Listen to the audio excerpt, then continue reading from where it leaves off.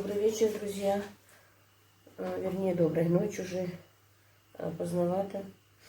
Но мне пришлось зарезать этого петушка.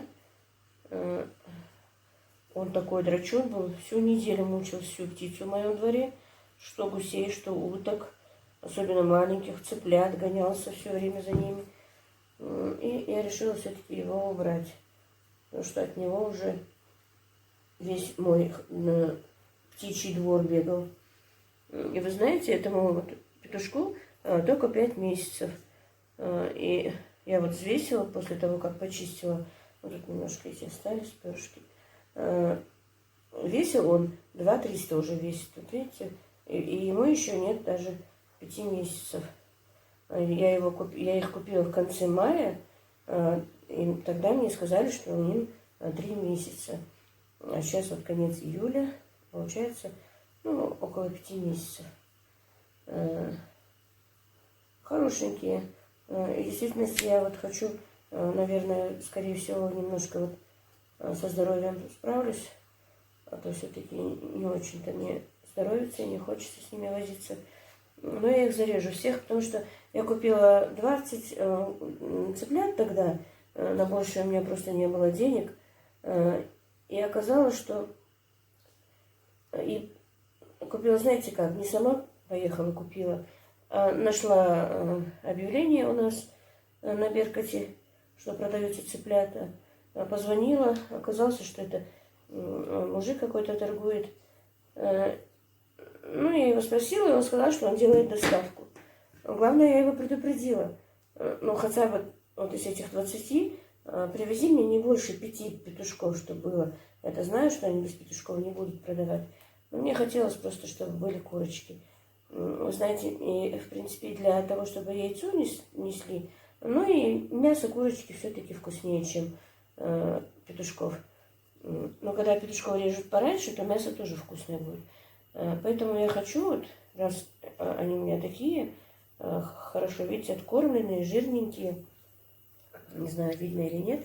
Видите, какой жирок. И вот пока они молодые, я их всех зарежу. Оказалось, что среди них 9 петушков он мне привез. 11 курочек и 9 петушков. И вот все 9 петушков у меня выросли. Из этих 20 у меня сдох только 1 цыпленок. Вернее, он даже и не сдох, если честно.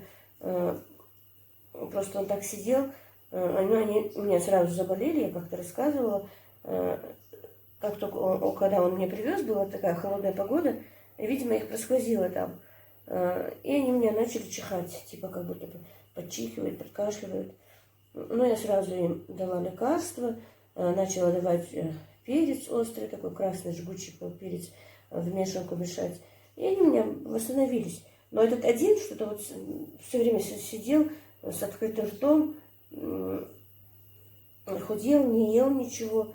И сынишка ему сказала: мама, давай я его зарежу, чтобы он не мучился. У нас вообще-то по религии нельзя, чтобы долго мучилось животное. Там было понятно, что он не выживет, что он там последние там, часы, дни проживает. Ну и мы зарезали этого петушочка. Вернее, я точно не знаю, петух или курочка тогда была, если честно. Ну, этого цыпленка, короче, мы его зарезали и закопали. А так вот 19 штук.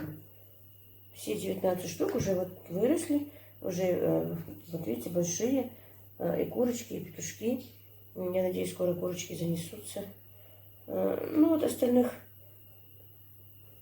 там, по-моему, 8 или 7 петушков, я точно тоже не знаю, если честно. Зарежу и положу в морозилку, потому что дальше их кормить зря и не надо. Они уже будут жесткие, мясо будет невкусное. А вот сейчас оно самое вкусное. Особенно у петушков, я как сказала, мясо бывает жесткое, когда они вырастают. Ну, когда долго живут. Ой, по-моему, так сумбурно получилось. Ну, как получилось. Вот как-то так, друзья. И вот из домашней курочки я, наверное, может быть, завтра, как получится, посмотрим, потому что что ты намечаешь, никогда не бывает. Все равно Аллах свои коррективы выносит. Может быть, завтра сделаю наше национальное блюдо. Котом, халтом, бир.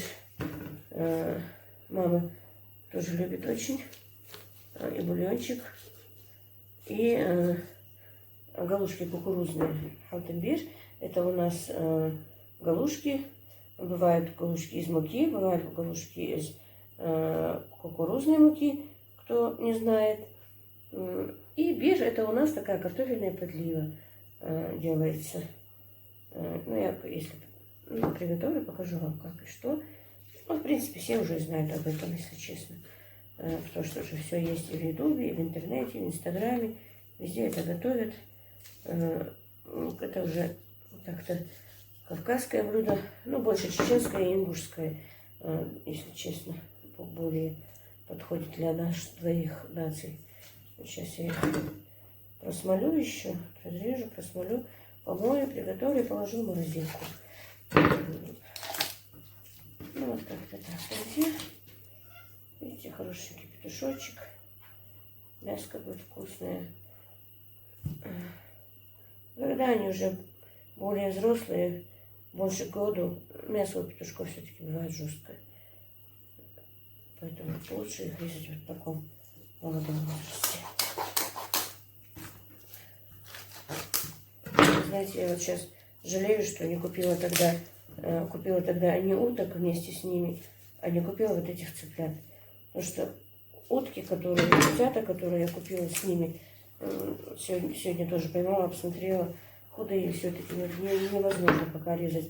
На этих утках я все-таки пролетела. Просто они мне сказали, кто продавала, женщина, что уже 2,5, максимум 3 месяца можно будет их резать, они уже будут нормальные. Но нет, им уже скоро 3, даже, по-моему, 3 уже, и они худенькие. Так вроде бы все нормально, они такие, посмотреть, такие вот крупные, хорошенькие, но все-таки я поймала, они худоватые. Так что пока их резать не вариант. Но жрут они мне ужасно много. Хотелось, конечно, их убрать быстрее, потому что у меня еще маленьких, где-то 36 штук. А едят они очень много, как я сказала. Знаете, как-то я не сообразила, когда я покупала всю эту птицу, что у меня все-таки только одна пшеница есть, что кукурузу покупать мне будет накладно. А раньше, когда я держала птицу, у меня и кукуруза своя была, и поэтому я как-то не замечала, что они много едят. Когда все свое, ты же не замечаешь, что так много они едят все-таки. Так, ну все, вот сейчас, девочки, помою и положу в морозилку. И вот пока я еще не хочу спать, легла после обеда, полежала, потому что слабость была ужасная. Поспала часа 2-3 даже, по-моему. Еще пацанов своих ругала, почему вы мне дали так много спать. Но я вчера всю ночь не спала. Мне было очень плохо. И вот хочу сделать, у меня сметана стоит уже собранная 2-3 раза, которую я сепарировала, даже, по-моему, 4 раза. Буду делать масло. У меня заказ топленого масла, друзья. И вот покажу вам, как и что. А сейчас пока помою курочку.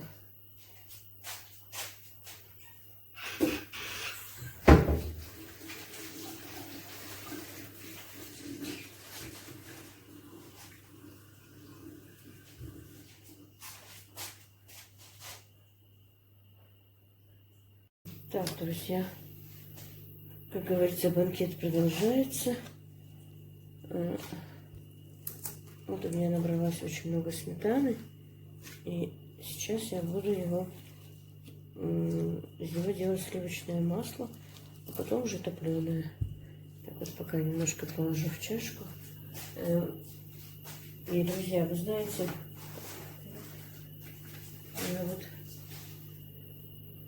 мне сегодня подарили штатив, поэтому я еще не так хорошо знаю им пользоваться. Прислала мне подписчица моя, но не хотела говорить, кто она. И вот у меня теперь, друзья, есть штатив, и теперь я могу снимать спокойно и что-то делать уже 2 руками. Так, как видите, я это делаю руками, потому что сметана у меня очень густая, почти уже масло. Когда жидкая у меня уже сметана, я маслобойки нету, я обычно взбиваю взбивалкой. А сейчас оно вот сейчас буквально несколько минут я его помну, и оно уже готовое масло, оно уже практически сейчас масло. Надо его вот так вот помять, пока не появится сыворотка. Так вот, друзья, у меня есть заказ на масло. Правда, заказ даже большой. Одной заказчице нужно 3 баллона 3-литровых масла. Одной 3-литровая банка. Да, еще есть, кому нужно. В принципе, мне и самой, я самой еще не делала. Ну, сделала литра 2-3 и 3 литра отправила в Москву брату. Ну, и 20 литров себе так сделала. А так я делала себе на запас всегда, вы знаете, ну, банок 5-6 3-литровых. Но не 3-литровых, а я не люблю 3-литровых банках его хранить, потому что доставать морока такая. Я обычно закрываю в литровых банках. И удобно. Банок 15 не надо, чтобы хватило, потому что мы постоянно делаем чай пирич, постоянно делаю сладкий рис. И вы знаете, практически все, что я делаю зажарку, в основном я делаю на топленом масле. Потому что оно у меня свое, покупать не надо. Ну, типа, если честно, то из экономии. Может быть, не очень-то полезно, но лучше делать на растительном масле. Но все-таки я делаю в основном. Или добавляю пополам, половину топленого, половину подсолнечного. Так, ну вот как-то так, друзья. Видите, а раньше, вот я помню, когда еще была маленькая в детстве, у нас, я говорю, то ли тогда сепараторы пропускали, не такую густую сметану, как сейчас. Видите, она у меня там тут, ну, правда, если честно, дней 5 она у меня постояла в холодильнике, потому что я не успевала везде, она копилась. Видите, я вот несколько минут прям помяла прямо у вас на глазах, и уже все, уже готовая маслица, видите. А вот когда я была маленькой, у нас были специальные, ну, типа, как сейчас бы сказали, гаджеты. Была такая вот, она, ну, маслобойка деревянная. На ингушском она называлась культ. И знаете, эти культ были 2 типов. Одни были такие высокие, ну, вот такого диаметра, чуть меньше, ну, может быть, даже с этого диаметра, или чуть меньше диаметра этой чашки. И высокие, ну, где-то метров, ну да, 80 сантиметров, там, или под метр, может быть, была. И она вот сбивалась, знаете, вот такими движениями, сверху вниз. Там была какая-то вот такая кругленькая штучка, и взбивалось масло. Но у нас в доме была не такая. У нас была другая маслобойня, бойка деревянная. Она крутилась вот так вот ручкой.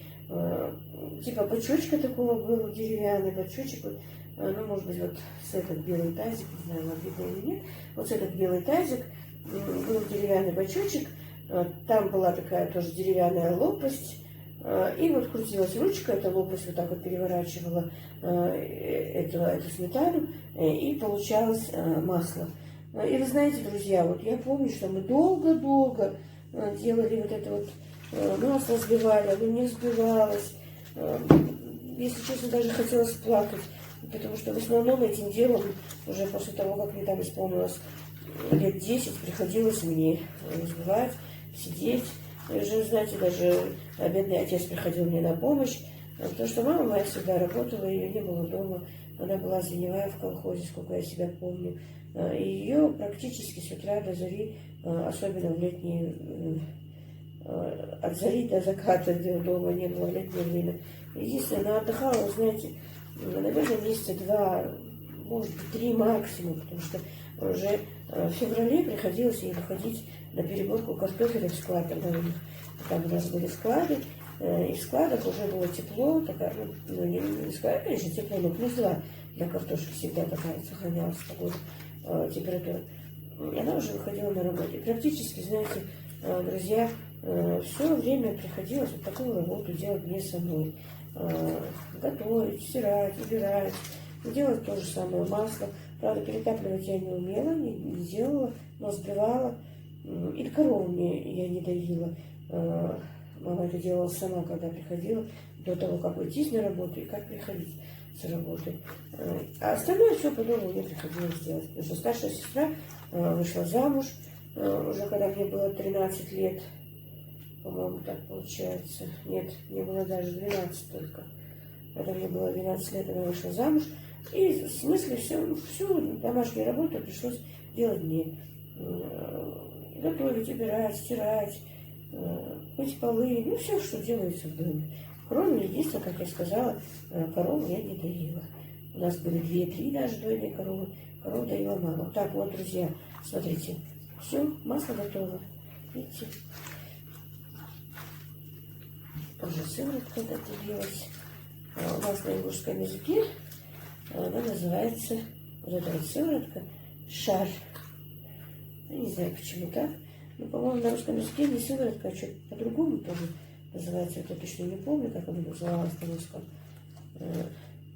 Но оно вкусное, друзья. Я его люблю пить. Оно чуть-чуть кисловатое.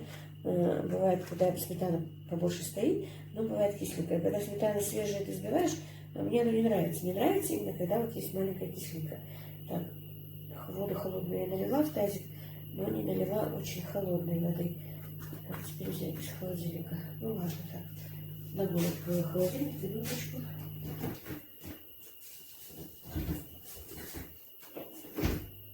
Так, наливаю. Чтобы была похолоднее вода.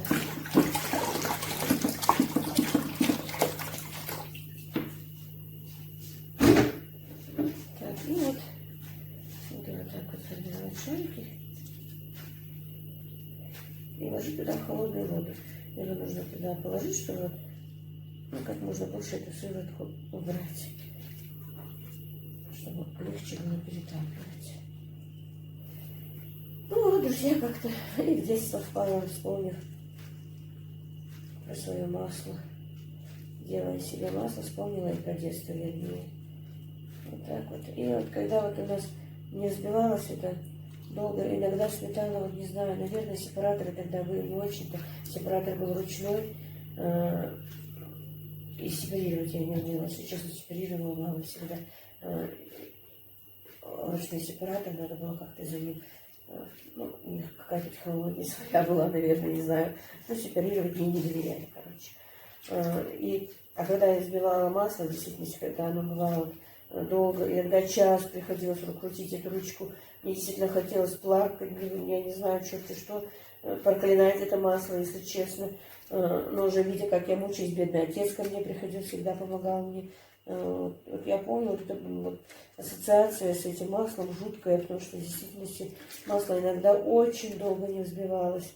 Не знаю почему. Ну, холодильники у нас и были, в действительности, но все равно как-то, я не знаю, наверное, из-за того, что действительно сметана была жидкая, и, скорее всего, со сметаной было много молока, поэтому она не взбивалась быстро. Сейчас, вот, как видите, я буквально несколько минут его размяла, и масло вышло сразу же.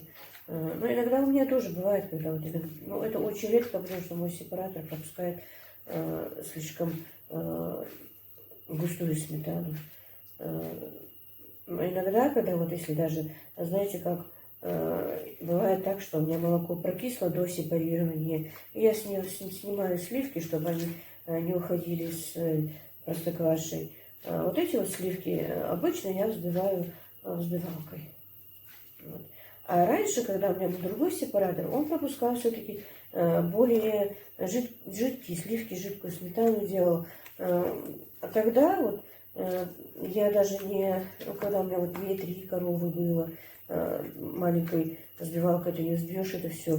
Мне такое приспособление сын сделал, тоже гаджет по-своему, шуруповерт или дрель вот такую, вот к ней лопасть вот этого, как его, взбивалки прикручивал. И вот ей я взбивала сметану, я помню, несколько лет тому назад, когда у меня было побольше коров, и сепаратор был другой, он пропускал более жидкую сметану. Чтобы есть, эта сметана была намного лучше, но для взбивания масла, вот именно из этого сепаратора, бывало тоже потруднее, потому что более жидкие сливки он мне делал. Ну вот как-то так, друзья. Остальное тоже я вот точно так же сделаю. Но сегодня топить, перетапливать, конечно, не буду, потому что уже без 5:12. Мне надо хотя бы часа 2-3 поспать до утреннего намаза, до утреннего азана, отдохнуть немножечко. Просто я сегодня днем слишком много спала, поэтому я не хотела спать. Но надо полечь, надо поспать, потому что завтра не смогу ходить. И сегодня мне надо спать с мамой. Сестра моя уехала. И представляете, мне надо спать в маске. Мне нельзя маму заразить еще своим насморком, своей простудой. Потому что она только что оклемалась. Сегодня приходила врач и послушала ее. У нее более-менее уже все нормализуется. И все нормально, да, стало будет. А то мама, правда, была очень тяжеленькая. Она не справится с этой болезнью, но вроде бы справилась.